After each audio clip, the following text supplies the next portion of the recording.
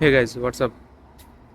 In this video I'm going to show you that how you can transfer USDT from your Binance app to Tone app. So let's jump into the video. What you have to do first, you have to open up your Tonkeeper wallet.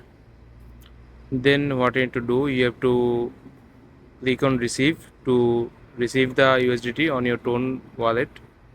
After clicking on that, you have to click on copy so that we can copy our wallet address. Then what you have to do, you have to go to Binance app. Then you have to log in. After that, you have to click on wallet. Then you have to click on withdraw. After that, you have to select the option called withdraw crypto. You have to click on that. Then you will see a bunch of crypto option. What you have to do, you have to click on search and search USDT. Just like this, you have to click on USDT.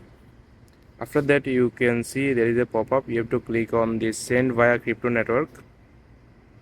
Then as you can see, here is the address option. You have to click on address and you have to paste your Tonkeeper address here. Okay, and the network will be automatically selected.